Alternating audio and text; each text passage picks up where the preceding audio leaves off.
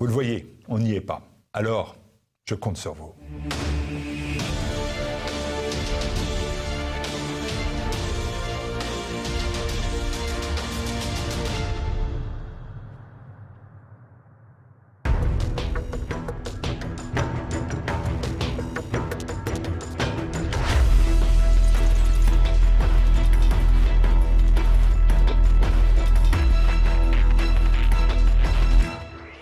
Le TAFTA, le CETA et maintenant le Mercosur. Vendredi, l'Union européenne et les 4 pays sud-américains du Mercosur sont parvenus à un accord de libre-échange, un nouveau traité commercial transatlantique qui fait craindre les pires dérives. La majorité a voté un texte de loi portant sur les violences éducatives ordinaires, un texte controversé qui consacre les pires fantasmes éducatifs et qui pourrait réduire un peu plus la liberté d'éducation et fragiliser la structure familiale.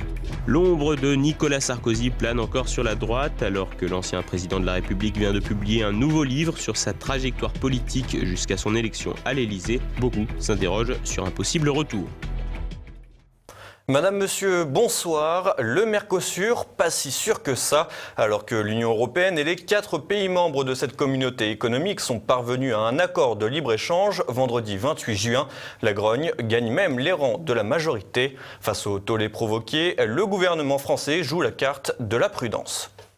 L'UE s'exporte en Amérique du Sud. Après plus de 20 ans de négociations, l'Union européenne et les pays du Mercosur, à savoir le Brésil, l'Argentine, l'Uruguay et le Paraguay, se sont entendus le 28 juin dernier en marge du G20 à Osaka sur un vaste traité de libre-échange touchant près de 770 millions de consommateurs. Un accord dont s'est immédiatement félicité Emmanuel Macron, mais qui a fait grincer des dents les agriculteurs français ainsi que l'ensemble de l'échiquier politique, y compris dans les rangs de la majorité présidentielle. En effet, les réactions ne se sont pas fait attendre pour dénoncer un accord jugé déloyal. Ainsi, des manifestations d'agriculteurs ont eu lieu dans toute la France. Éleveurs et céréaliers se sont rassemblés devant les préfectures d'Aurillac, Saint-Étienne, Lille ou encore Le Mans. En cause, les contours encore flous et des perspectives peu reluisantes. Les agriculteurs dénoncent les profondes distorsions de concurrence qu'ils craignent de subir avec l'importation de denrées agricoles d'Amérique latine, produites selon des standards de moindre qualité et à moindre coût. Dans l'accord de principe, l'UE pourra importer des pays du Mercosur jusqu'à 304 000 tonnes de viande à des droits de douane largement réduits. Une importation conséquente alors que l'Argentine a été à plusieurs reprises pointée du doigt pour ses élevages intensifs de bœuf aux hormones. De quoi faire craindre le pire dans nos assiettes. Un souci de qualité voire sanitaire mais également écologique. En effet, importer d'Amérique du Sud des produits que l'on peut produire sur notre continent relève de l'hérésie environnementale. De plus, si l'UE et le Mercosur se sont engagés à mettre en œuvre efficacement l'accord de Paris sur le climat, ce dernier est non contraignant. Ainsi, il sera difficile d'imposer cette politique au Brésil de Jair Bolsonaro, notamment en matière de lutte contre la déforestation en Amazonie. Pire, elle pourrait être accentuée avec une production massive de soja. Une hypothèse qui place Emmanuel Macron face à ces contradictions alors que le président avait promis durant la campagne européenne de ne pas ratifier le traité par souci écologique. Face à cette levée de bouclier, Bruxelles a bien tenté de rassurer les agriculteurs en précisant que des dispositions ont été prises pour protéger des filières sensibles comme le bœuf et le sucre avec des quotas. Elle a surtout mis en avant l'instauration d'une clause de sauvegarde qui permettra de suspendre les accords en cas de dommages économiques sur une filière due à une augmentation imprévue et significative des importations. De son côté, le porte-parole du gouvernement français, Sibeth Ndiaye, a également tenté d'éteindre l'incendie, affirmant que la France n'était pas prête à ratifier l'accord, alors que la colère a également gagné les rangs de la majorité. Un coup de frein de l'exécutif, une stratégie souvent appliquée lorsque la colère devient palpable. Cependant, il n'est pas certain que cela suffise à empêcher la ratification de ce traité, alors que, hasard du calendrier ou pas, le gouvernement français a adopté mercredi l'accord de libre-échange avec le Canada, le CETA. Le Conseil des ministres a délibéré et adopté ce projet de ratification qui va être déposé sur le bureau de l'Assemblée nationale pour la suite du processus démocratique. Le président a insisté lors du Conseil des ministres sur la nouvelle méthodologie qu'il avait souhaité que nous mettions en place à l'occasion de cet accord, puisque nous avons eu, comme je vous l'ai précisé, une méthodologie véritablement allant dans le détail pour évaluer les impacts à la fois environnementaux comme les impacts économiques et sur des filières sensibles. Et naturellement, tout ce travail méthodologique qui a été fait pour le CETA, il sera utilisé désormais systématiquement pour tous les autres accords de politique commerciale. Un travail méthodologique utilisé pour tous les autres accords de politique commerciale, comprendre le Mercosur. En attendant la poursuite des discussions, nul doute que l'UE trouvera une parade afin de pousser le libre-échangisme à son paroxysme, quitte à oublier un temps les belles promesses écologiques. L'Assemblée nationale a adopté mardi une proposition de loi sur les violences éducatives ordinaires. Au programme, un panel de mesures potentielles mêlant atteinte à la liberté d'éduquer ses enfants et fantasmes de pédo-experts. Olivier Frère-Jacques. Plus de WC, mais pas seulement. Alors que l'attention du grand public s'est largement focalisée sur cette mesure, le texte de loi adopté mardi 2 juillet pourrait déboucher sur des éléments autrement plus intrusifs dans la cellule familiale. Si la proposition de loi a avant tout une portée symbolique et ne définit pas encore ce que sont ces violences, le texte inscrit néanmoins dans le Code civil que l'autorité parentale doit s'exercer sans violence physique ou psychologique. Des éléments analogues intègrent également le Code pénal, mais aussi la première page du carnet de santé des enfants. Si aucune sanction n'est pour le moment définie, le texte voté prévoit la remise d'un rapport pour septembre 2019, rapport qui présentera un état des lieux des violences éducatives en France. Mais des éléments de ce rapport peuvent déjà largement être anticipés. Ainsi, des associations et psychologues, comme la très controversée Alice Miller, devraient être prises à témoin. Ceux-ci ont pour point commun de rejeter l'autorité parentale et de consacrer des fantasmes éducatifs en dogme. Ainsi prolifèrent sur la toile et jusque dans les couloirs de l'Assemblée nationale des théories pour le moins étranges. Outre la fessée, qui serait un acte grave de violence, la notion de violence psychologique permet aussi à ces pédo-idéologues de dénoncer toute forme d'autorité. Le psychiatre Muriel Salmona, par exemple, estime que forcer un enfant à finir son assiette ou à goûter un plat est une violence, tout comme le fait de faire les gros yeux ou même de donner un surnom. Des délires qui vont jusqu'à qualifier de violence l'obligation faite à un enfant de s'habiller. Des absurdités qui seraient presque drôles si elles n'influençaient pas le législateur. À l'aspect burlesque des élucubrations de ces dits experts de l'enfance s'ajoute un problème légal évident. Si l'enfant refuse de s'habiller en plein hiver, le contraindre pourrait ainsi être considéré comme une violence et donc tomber sous le coup de la loi. En revanche, si le parent laisse l'enfant sortir découvert et que ce dernier tombe malade, il pourrait être attaqué pour négligence. Derrière ces fumisteries de pédo-experts, on retrouve le spectre des théories freudiennes qui expliquent presque tous les comportements de l'adulte par son enfance. Comprendre, pour bâtir l'homme nouveau de demain, l'État va encadrer les méthodes d'éducation. Méthodes qui sont pourtant aussi variées qu'il existe de profils d'enfants et d'éléments culturels propres à chaque cellule familiale. Plus généralement, l'offensive menée par le gouvernement en matière d'éducation s'inscrit dans une volonté de l'État de s'immiscer toujours plus dans la vie des familles. Ainsi, en plus de la maternelle obligatoire, le service civique pourrait également être imposé. Ajoutez à cela une multiplication de règles contraignantes et la marge de manœuvre des familles se réduit à peau de chagrin. Reste que pour appliquer ces textes, l'autorité publique devrait connaître bien des difficultés. En effet, s'il sera possible de faire la leçon aux tout venants de la paisible classe moyenne, on imagine plus mal les services de l'État imposer leurs théories éducatives farfelues dans certains territoires du pays où l'on pratique l'excision et où les violences sont culturelles. Le fantôme de Nicolas Sarkozy rôde toujours autour du cadavre de la droite. 2 mois après la déconfiture des Républicains, l'ancien président revient sur la scène pour présenter son nouvel essai « Passion ». Un retour médiatique difficile à interpréter politiquement. Élise Blaise. Reviendra pas. La question est sur toutes les lèvres depuis la sortie du nouveau livre de Nicolas Sarkozy, « Passion ». Alors que les 368 pages retracent le parcours politique de celui qui devint président en 2007, le récit s'arrête précisément à son arrivée à l'Élysée. De quoi laisser attendre une suite pour revivre son quinquennat. Au fil des lignes, l'ancien président retrace ses débuts, ses premiers discours, ses affinités et aussi son histoire personnelle. Les grands noms de ces 5 années de présidence ressortent, certains en font les frais. C'est le cas de Patrick Buisson qui n'avait pas non plus épargné son président dans La cause du peuple paru en 2016. Nicolas Sarkozy avoue que l'homme cultivé lui a toujours paru étrange et qu'il n'a jamais aimé sa personnalité. L'ancien président règle également ses comptes avec François Fillon, intelligent mais cassant et rancunier. L'ancien locataire de l'Élysée déclare également avoir l'assurance que son ancien Premier ministre a sollicité l'ancien secrétaire de l'Élysée, Jean-Pierre Jouyet, pour accélérer les procédures judiciaires contre lui. Un récit des coulisses du pouvoir qui remet d'un certain point de vue les compteurs à zéro. De là à croire à une opération séduction pour un nouveau retour. Il faut dire que le moment prête à toutes les interrogations tant la famille de droite semble démunie. Et si la campagne de 2012 et la primaire de la droite en 2016 se sont chacune soldées par un échec pour Nicolas Sarkozy, il reste toutefois le dernier représentant de la droite à avoir réussi à se faire élire. Depuis, l'ancien président n'a jamais complètement disparu du champ politique.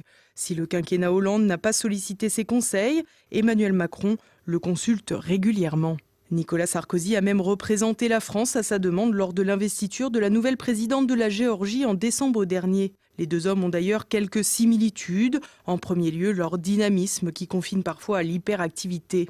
L'ancien président explique également avoir été touché à la mort de sa mère par le geste d'Emmanuel Macron qui lui a envoyé 2 motards pour escorter la dépouille en décembre 2017. Une démonstration de respect et de reconnaissance de la République.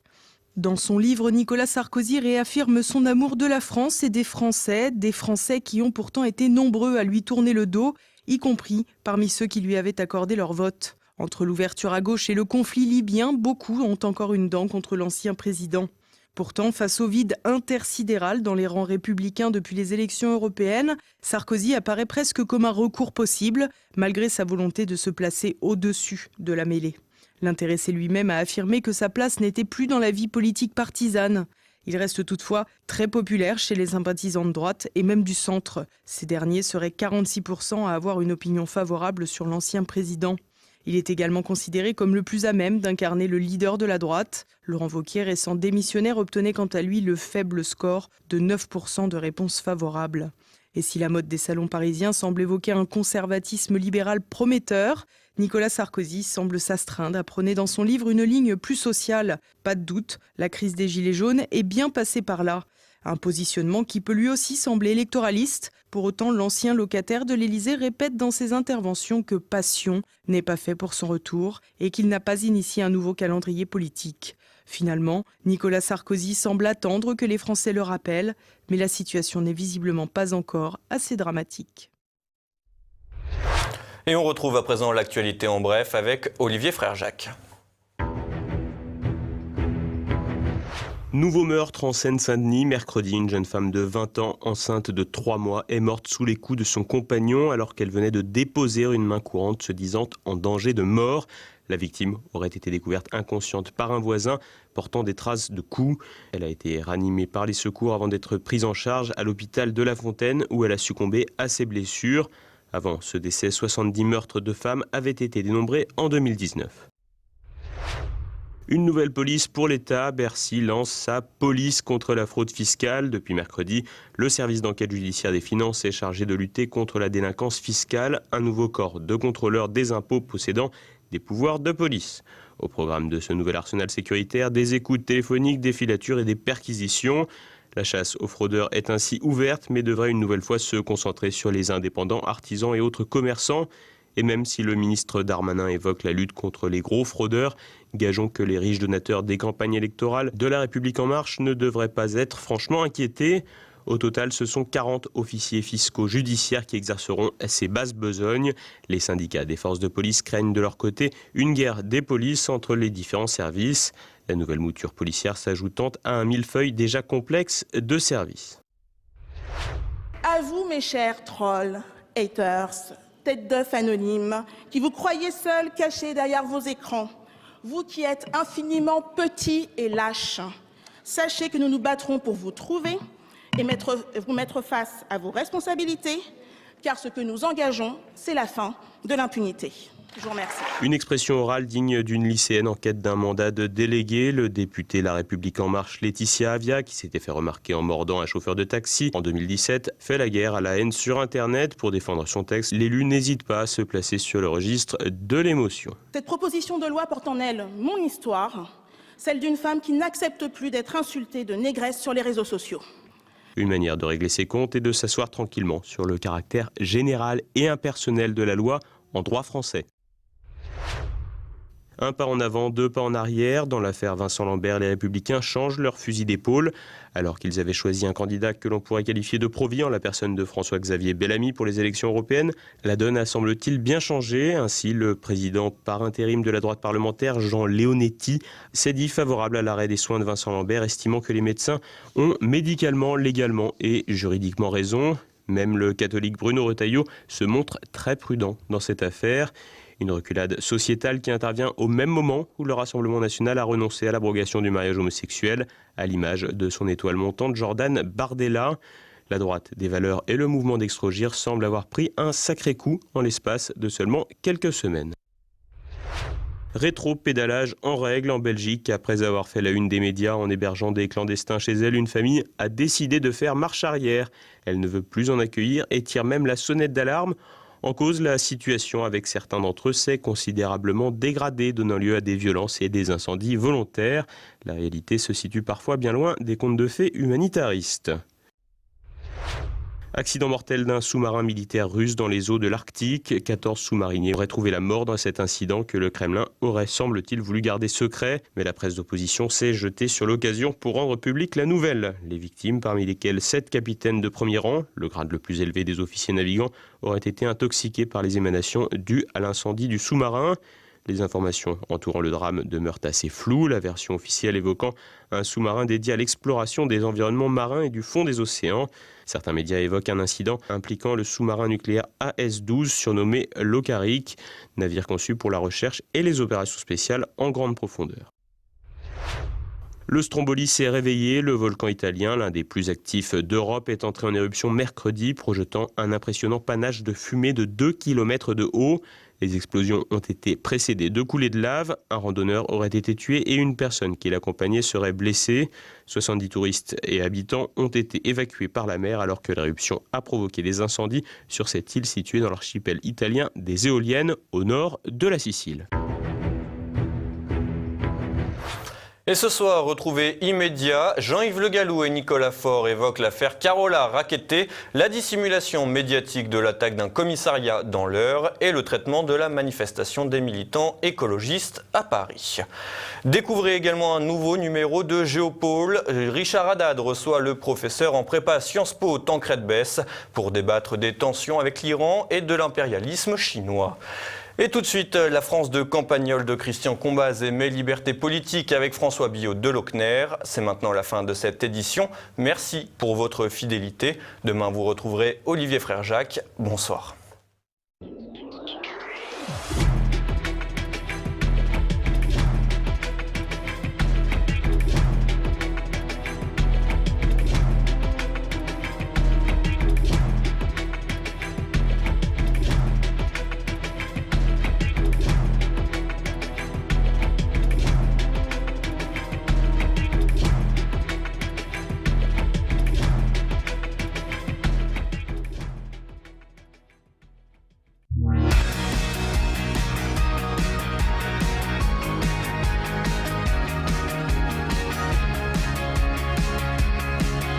Il y a deux détails que je n'ai pas mentionnés à propos de Léon, notre médium qui a écrit 2 livres et qui voit les morts. C'est qu'il marche pieds nus dans des sandales en cuir de mai à octobre environ. Enfin en mai et en octobre quand même, il met des chaussettes marron. L'autre détail, l'autre particularité dont il ne s'est pas vanté et que m'a révélé sa sœur Eliane, celle que je suis allé voir à Villeneuve récemment, c'est qu'il joue admirablement du piano. Mais voilà, il n'a pas de piano, il n'est jamais monté chez moi et il se garde bien de faire allusion à ce talent caché. on peut même parler de génie, et s'il reste caché, c'est qu'il est lié à son problème cérébral, figurez-vous. Les gens du CNRS qui se sont penchés sur son cas dans les années 70 n'ont pas été très très fins avec lui, ou lui-même a mal vécu cette période où il était une sorte d'objet d'étude permanent, et notamment sa mémoire musicale, son aptitude à reproduire n'importe quel air de variété à la manière de Chopin ou de Franz Liszt. Enfin, pour être complet, la sœur m'a dit que cette période avait coïncidé avec une forte consommation alcoolique, et son beau-frère Maxime, musicien lui-même, adjoint à la culture de Villeneuve, fils de chef d'orchestre, m'a dit, j'ai essayé de lui faire obtenir un poste au conservatoire ici, mais il a tout envoyé promener. Donc, à force d'analyse, j'ai recomposé toute l'histoire moi-même. Il était dépressif, ce type, alcoolique, jeune, divorcé. Son cerveau fonctionnait en roue libre. Il a réclamé le secours d'un moine guérisseur, dont je vous ai déjà parlé, Bernard, dans les années 80. Et il a fréquenté la servante du dit moine, Suzanne, une fille de paysan, un peu homasse, qui jouait du jazz sans avoir jamais appris. Et donc, la musique, le côté entièrement autodidacte dans ce domaine, faisait partie de sa maladie mentale. Il avait d'ailleurs connu dans ces dernières années le père de Maxime, le chef d'orchestre, là, qui avait reconnu en lui l'un de ces rares musiciens qui sont capables de déchiffrer n'importe quelle partition en la jouant comme s'ils étaient en concert. En vérité, c'est ce fameux chef d'orchestre qui l'avait introduit au CNRS, mais avec le CNRS, les choses ne s'étaient pas passées exactement comme prévu, parce que Léon avait l'impression d'avoir été trahi, c'est-à-dire pris pour un malade délirant, sous prétexte qu'il mélangeait la musique et le mysticisme. Et en fait, les chercheurs qui se penchaient sur le fonctionnement de son cerveau avait tendance à prendre son sens de la beauté pour une simple bizarrerie neuronale, disons, et refusait d'admettre l'idée qu'il puisse exister une sorte de royaume invisible de la musique et des mathématiques mêlées. Et vous ajoutez à ça qu'il lui avait collé de véritables psychiatres entre les pattes, et qui s'intéressait entre autres à la vie privée de ce garçon, pour ne pas dire sexuelle, et vous avez là un tableau complet des fragilités du pauvre Léon, qui pourtant souriait tout le temps. Eh ben, je suis arrivé à lui faire jouer du piano chez moi en utilisant un subterfuge, je le reconnais. J'ai imprimé sur ma laser une grande photo en noir et blanc, trouvée sur Internet, d'un musicien qu'il avait adoré, reconnu comme son frère de souffrance et de génie, un type très peu connu, sauf dans le milieu musical, mais qui était exactement comme lui, moitié génie du piano, moitié mystique illuminé, et qui surtout partageait son extraordinaire aptitude à interpréter comme en concert une partition qu'il n'avait jamais lue. Ce type, qui est mort depuis et qui aurait son âge à peu près, s'appelait Olivier Greff, ce qui n'est pas un personnage inventé, vous pouvez vérifier. Ils se sont perdus de vue 10 ans après environ. L'autre est devenu un compositeur contemporain avec tout ce que ça implique, et Léon a disparu, lui, dans la nature, et la nature, c'est chez nous, c'est Campagnol. Et moi, j'ai provoqué exprès des retrouvailles, si on peut dire, que je vous raconterai demain entre Léon et son passé de musicien, simplement en imprimant ce fameux portrait sur ma laser, un portrait de cet Olivier trouvé sur Internet. Abonnez-vous, merci et à demain.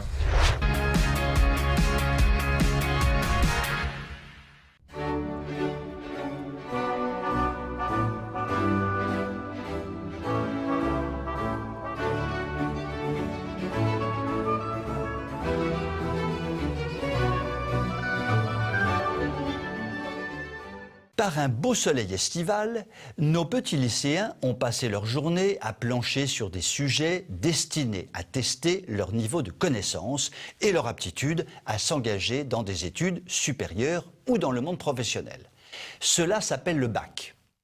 En fait, pensez-vous vraiment que le bac sert à ça ? Mais non, ne soyons pas naïfs enfin. Non, aujourd'hui, le bac, c'est un CAI, un certificat d'aptitude idéologique. Notre bien-aimé ministre de l'Éducation nationale teste la conformité des jeunes esprits de 16 à 18 ans avec les standards de pensée du régime pour savoir si les longues années d'endoctrinement sur les bancs de l'école ont porté leurs fruits. Prenons quelques sujets du bac 2019 au hasard. Sujet d'histoire, la gouvernance européenne dans le traité de Maastricht.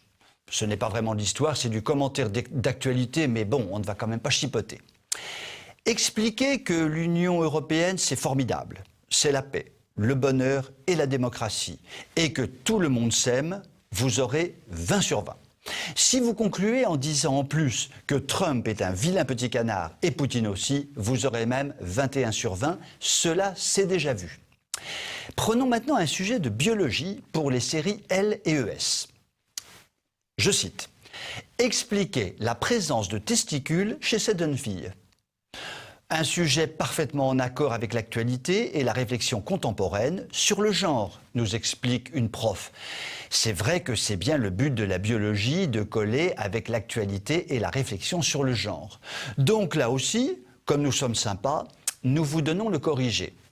Le ou la personne dont il est question dans l'exercice est en fait non-binaire et est libre de choisir sa ou son identité sexuelle. 20 sur 20. Qui a dit que c'était difficile de passer le bac de nos jours? Et puis, ce sujet ouvre l'esprit. Désormais, à chaque fois qu'un garçon va rencontrer une amie, il va se demander si celle-ci a des testicules. Sujet maintenant du bac techno. Commenter la fiche du Tour de France de l'égalité entre les hommes et les femmes. Le sujet a beaucoup plu à Marlène, c'est tout dire. La matière, c'était quoi au fait? Eh bien, c'était de l'histoire. Ah ben oui, c'est évident. C'est le rôle fondamental de la pédale dans l'histoire qui est mis en avant. Voulez-vous d'autres exemples? Non, je vais m'arrêter là. Tout cela est consternant. Amis recruteurs, fiez-vous moins que jamais aux résultats du bac quand vous embaucherez des jeunes gens du bac 2019. S'ils n'ont pas obtenu la moyenne, il y a peut-être des chances pour qu'ils soient libres, cultivés, intelligents et qu'ils pensent bien. Vous pouvez m'écrire si vous le voulez. À très bientôt.